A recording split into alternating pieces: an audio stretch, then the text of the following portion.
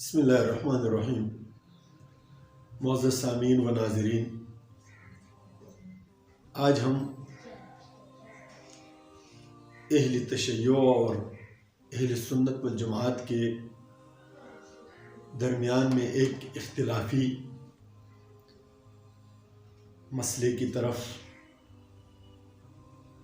مسلمانوں کی توجہ مبذول کرانا چاہتے ہیں، اور یہ ضرورت اس لیے پیش آئی،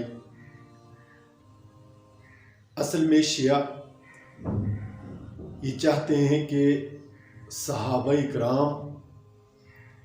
اور اہل بیت کے درمیان میں ایک بہت بڑا دراڑ اور فرق ثابت کیا جائے، اور اس فرق سے وہ اپنے مقاصد حاصل کرنا چاہتے ہیں۔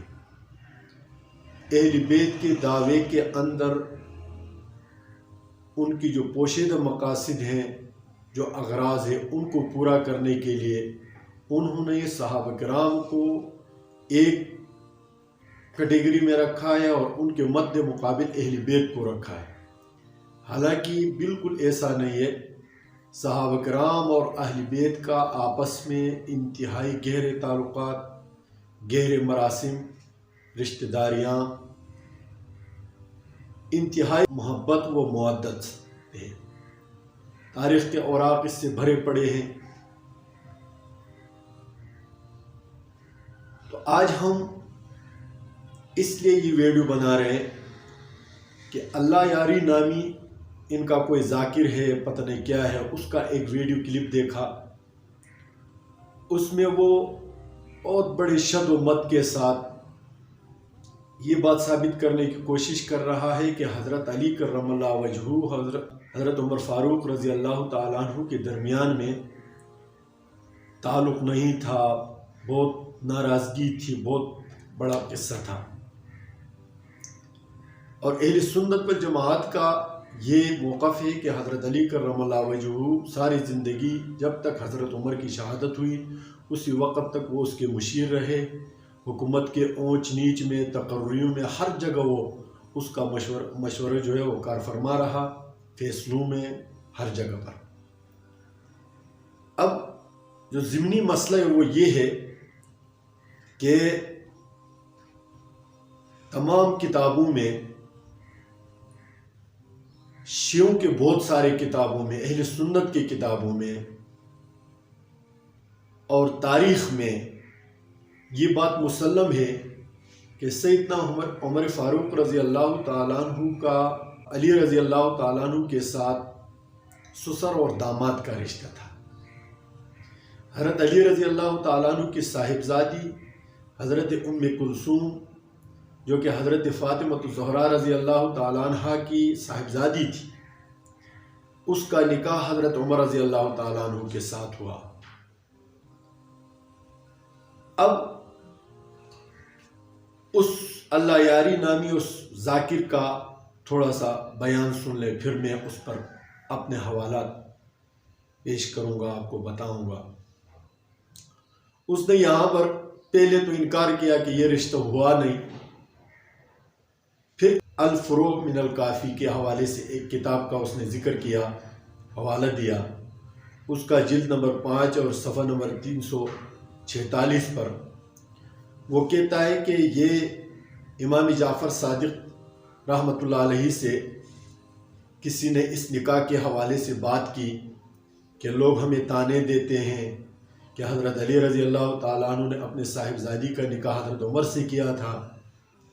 تو کیا جواب ہے؟ تو وہاں پر اس نے جو امام جعفر صادق رحمۃ اللہ علیہ کا جو جواب نقل کیا ہے وہ یہ ہے کہ ان ذالک فرج غصبنا، یہ ایک شرمگاہ تھی جو ہم سے غصب کی گئی۔ مطلب اس کا اگر آپ کہہ دیں کہ امام جعفر کہتے تھے کہ زبردستی ہمارے لڑکی کو حضرت عمر اٹھا کر لے گئے ہیں، تو یہ کتنے شرم اور کتنے بےہودہ بات ہے۔ لیکن یہ اپنے ائمہ کے بارے میں اس طرح کی بات کرتے ہوئے تھوڑی دیر کے لیے بھی نہیں ہچکچاتے۔ یہ اس کو حدیث کا نام دیتے ہیں، امام جعفر صادق رحمۃ اللہ علیہ کی طرف منسوب کرتے ہیں، روایت درایت کا تو ان کے ہاں کوئی وزن ہے نہیں، بس ایسے ہی۔ اور پھر وہ کہتا ہے کہ یہ حضرت عباس کو دھمکی دی گئی رضی اللہ تعالیٰ عنہ کو، اور پھر زبردستی یہ نکاح کیا گیا۔ اس پر تو ایک بہت بڑا سوال بنتا ہے، وہ میں آخر میں ایڈ کروں گا۔ دوسرا حوالہ اس اللہ یاری نامی ذاکر نے نقل کیا، کہتا ہے کہ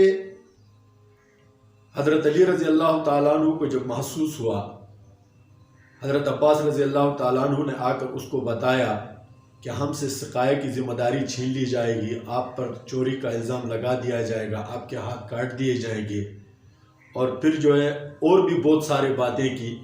آپ کے سارے مال و دولت کو ضبط کر لیا جائے گا، یہ حضرت عمر نے دھمکی دی ہے۔ تو پھر اس نے نجران کی ایک یہودی جنیہ کو پیغام بھیجا۔ حضرت علی رضی اللہ تعالیٰ عنہ نے نجران کی ایک یہودی جنیہ کو پیغام بھیجا، وہ وہاں سے آئی اور حضرت ام کلثوم رضی اللہ تعالیٰ عنہ کے شکل میں متشکل ہوئی، اور حضرت علی نے اپنی بیٹی کو چھپایا اور وہ جنیہ حضرت عمر کو دے دیا اور اس کی بیوی بن گئی۔ اب آپ اس پورے واقعے کو دیکھیں کہ اس میں کسی جگہ پر حدیث کا کوئی ذائقہ ہے؟ اس طرح کی بھونڈی بات، اس کو حدیث کہا جا سکتا ہے، اور اس کو حضرت امام جعفر کی طرف منسوب کیا ان ظالموں نے۔ اور یہ واقعہ جس کتاب میں یہ جو جنیہ کا واقعہ ہے، یہ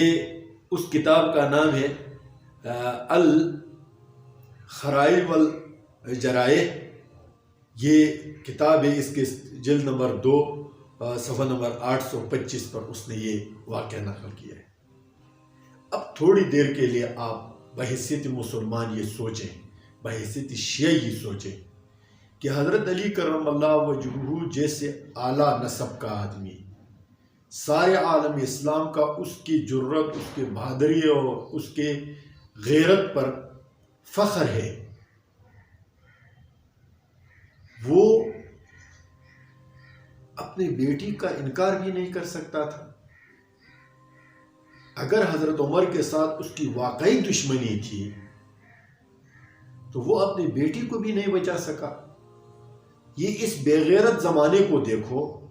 کہ اگر اس بے غیرت زمانے میں بھی اگر کسی شیعہ کی بیٹی کو کوئی کہے کہ میں زبردستی آپ کی بیٹی کے ساتھ نکاح کروں گا، اور ذالک فرج غصبنا، یہ لفظ ایک بے غیرت قسم کا شیعہ نہیں کر سکتا، تو اس کو حضرت علی کے طرف نسبت کرنا اور حضرت علی کو اتنا یعنی کمزور ثابت کرنا، اس سے بڑی اہانت کیا ہو سکتی ہے؟ اس سے بڑا توہین کیا ہو سکتا ہے؟ ایک بات۔ دوسری بات یہ ہے کہ جو سب سے اہم بات ہے وہ یہ ہے کہ حضرت ام کلثوم جو حضرت علی کرم اللہ وجہہ کے صاحبزادی تھی، حضرت فاطمہ الزہرا کی صاحبزادی تھی، وہ حضرت عمر کے نکاح میں گئے، وہاں سے اس کے بچے ہوئے۔ تمام مورخین نے ان کے بچوں کے جو فہرست بنائے حضرت عمر کی، تو ان میں حضرت ام کلثوم کے 2 بچوں کا نام ذکر کیا ہے۔ ایک کا نام ہے جی زید بن عمر، جو حضرت فاطمہ کی صاحبزادی حضرت ام کلثوم کا بیٹا ہے، بطن سے ہے۔ دوسری بیٹی تھی جس کا نام فاطمہ تھا، اور وہ بھی حضرت ام کلثوم بنت علی کی بیٹی ہے۔ تو کیا جنیہ عورت کے ساتھ نکاح کرنے سے بچے بھی پیدا ہوتے ہیں؟ تاریخ میں یہی زید اور یہی دوسری جو صاحبزادی ہے، ان سے نسل چلی حضرت عمر کی۔ ایک بات۔ دوسرے، یہ جو مورخ ہوتا ہے یہ ہمیشہ غیر جانبدار ہوتا ہے، کچھ دباؤ بے شک کو قبول کرتا ہے، لیکن عموماً جو ہمارے متقدمین مورخین ہیں انہوں نے واقعات کو چھپایا نہیں ہے۔ اب میں آپ کو اس واقعے کے حوالے سے کہ حضرت ام کلثوم کے ساتھ حضرت عمر کا نکاح ہوا، یہ واقعہ ابن خلدون نے ذکر کیا علامہ طبری نے ذکر کیا، ابن حبان نے ذکر کیا،